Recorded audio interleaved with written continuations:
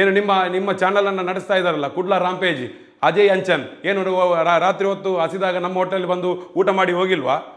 ಆಗ ನಿಮಗೆ ಊಟಕ್ಕೆ ಸಮಯ ಬೇಕಾಗಿಲ್ವಾ? ಈಗ ಸಮಯ ನಿಮಗೆ, ಈಗ ಈ ಸಂದರ್ಭದಲ್ಲಿ ನೀವು ಯಾಕೆ ನಮ್ಮ ಹೋಟೆಲ್ನ ಮೇಲೆ ಇವತ್ತು ಆರೋಪ ಮಾಡ್ತೀರ ಅನ್ನುವಂಥದ್ದು ಎಲ್ಲರಿಗೂ ಗೊತ್ತಿದೆ, ಯಾವ ಕಾರಣಕ್ಕಾಗಿ ಮಾಡಿದ್ದೀರಂತ. ನೀವು ಒಂದು ಇಶ್ಯೂನ ಮೇಲೆ ಕೈ ಹಾಕಿದಾಗ ನಿಮಗೆ ಪೊಲೀಸರು ನಿಮ್ಮ ಮೇಲೆ ಒಂದು ಪ್ರಕರಣವನ್ನು ದಾಖಲು ಮಾಡಿದ್ದಾರೆ. ಆ ಪ್ರಕರಣದಲ್ಲಿ ನೀವು ಅದಕ್ಕೆ ನಾವು ಕಾರಣ ಅಂತ ಹೇಳಿಕೊಂಡು ನೀವು ನಮ್ಮ ಮೇಲೆ ಈ ರೀತಿಯ ಒಂದು ದೇಶವನ್ನು ಸಾಧಿಸಲಿಕ್ಕೆ ಬರ್ತಾ ಇದ್ದೀರಿ.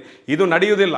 ನಿಮ್ಮ ಈ ರೀತಿಯ ಬೆದರಿಕೆಗಳು, ಈ ರೀತಿಯ ಸುಳ್ಳು ಆಧಾರರಹಿತವಾಗಿರ್ತಕ್ಕಂಥ ಆರೋಪಗಳು, ಏನು ಹೇಳ್ತೀರಿ ನೀವು?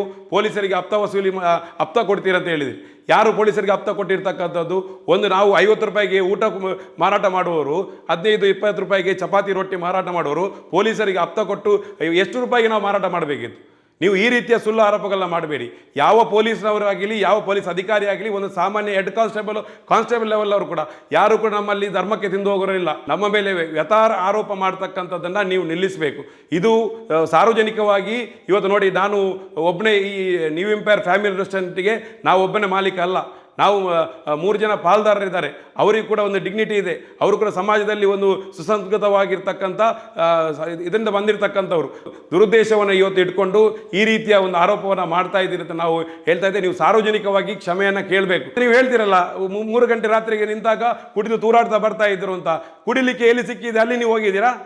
ಅಲ್ಲಿ ಹೋಗಿ ನೀವು ವೈನ್ ಶಾಪನ್ನು ಪರಿಶೀಲನೆ ಮಾಡಿದರೆ ಅವ್ರು ಎಲ್ಲಿ ಕುಡಿದು ಬಂದದ್ದನ್ನು ನೋಡಿದ್ದೀರಾ ನೀವು? ಕೇವಲ ನೀವು ಈ ಇಂಪೈರ್ ಹೋಟೆಲ್ನು ಮತ್ತು 2 ಹೋಟೆಲ್ನ ಹೆಸರು ಹೇಳ್ಕೊಂಡು ಅವರು ರಾತ್ರಿ ಹೊತ್ತು ವ್ಯಾಪಾರ ಮಾಡ್ತೀನಿ ಅಂತ ಹೇಳಿದರೆ, ನಾವು 11 ಗಂಟೆಗೆ ಬಂದ್ ಮಾಡಬೇಕಂತ ನಿಯಮ ಇರ್ಬೋದು. ನಾನು ಜಾಸ್ತಿ ದುಡಿತೇನೆ, ನಾನು ಸೇವಾ ಕ್ಷೇತ್ರ, ನಾನು ಜನರಿಗೆ ಜಾಸ್ತಿ ಸರ್ವಿಸ್ ಕೊಡ್ತೇನೆ, ಅದಕ್ಕೇನು ಅದು ಅಪರಾಧ ಆಗ್ತದ? ಈ ರೀತಿಯ ನಿರಾಧಾರವಾಗಿರ್ತಕ್ಕಂಥ ಆರೋಪವನ್ನು ಏನು ಮಾಡಿದಿರಿ, ಇದಕ್ಕೆ ನೀವು ಸಾರ್ವಜನಿಕವಾಗಿ ಕ್ಷಮೆಯನ್ನು ಕೇಳಬೇಕು ಅಂತ ನಾನು ಒತ್ತಾಯ ಮಾಡ್ತೀನಿ. ನಾವು ಆನ್ಲೈನಲ್ಲಿ ಸ್ವಿಗ್ಗಿ ಝೊಮ್ಯಾಟೋಗೆ ನಾವು ಬೆಳಿಗ್ಗೆ 4 ಗಂಟೆ ತನಕ ನಾವು ಆಹಾರವನ್ನು ಕೊಡ್ತೀವಿ. ಸ್ವಿಗ್ಗಿ ಝೊಮ್ಯಾಟೋದವನಿಗೆ ಆಹಾರವನ್ನು ಕೊಡಲಿಕ್ಕೆ ಎಲ್ಲ ಕಡೆ ಅವಕಾಶ ಇದೆ. ಆದರೆ ಆಫ್ಲೈನಲ್ಲಿ ಬಂದವನಿಗೆ ಆಹಾರ ಕೊಡಬೇಡವಾ? ಆಫ್ಲೈನ್ ಮೊಬೈಲ್ ಇಲ್ಲದವನು ಇರ್ತಾನೆ, ಮೊಬೈಲ್ ಯೂಸ್ ಮಾಡಲಿಕ್ಕೆ ಗೊತ್ತಿಲ್ಲದವನು, ಅವನು ಹುರ್ಕೊಂಡು ಬರ್ತಾನೆ, ಅವನಿಗೆ ಆಹಾರ ಕೊಡಬೇಕಲ್ವಾ? ಅದಕ್ಕೆ ನಿಯಮ ಮಾಡಬೇಡವಾ? ಅದಕ್ಕೆ ಕಾನೂನು ಮಾಡಬೇಡವಾ? ಸ್ವಿಗ್ಗಿ ಝೊಮ್ಯಾಟೋದಲ್ಲಿ ಎಲ್ಲಿಂದ ಕೂತ್ಕೊಂಡು ಗೊತ್ತಿದ್ದವರಿಗೆ ಫುಡ್ಡನ್ನು ತರಿಸ್ತಾರೆ, ಅದನ್ನು ಗೊತ್ತಿಲ್ಲದವರು 11:30 ಗಂಟೆಗೆ ಬಂದ್ ಮಾಡಬೇಕನ್ನುವಂಥ ನಿಯಮಗಳನ್ನಿದ್ದರೆ ಆ ನಿಯಮವನ್ನು ತೆಗಿಬೇಕು. ಹತ್ತಿರದ ಕೇರಳದಲ್ಲಿ 10 ಕಿಲೋಮೀಟರ್ ಆಚೆ ಹೋದರೆ ತಲಪಾಡಿಯಲ್ಲಿ ಬೆಳಿಗ್ಗೆ 4 ಗಂಟೆ ತನಕ ರಾಜಾರೋಷರವಾಗಿ ಇರ್ತದೆ. ಹೋಟೆಲ್ ಮಾತ್ರ ಅಲ್ಲ, ಅಲ್ಲಿ ಅಂಗಡಿಗಳಿರ್ತದೆ, ದಿನಸಿ ಅಂಗಡಿ ಎಲ್ಲ ಓಪನ್ ಇರ್ತದೆ.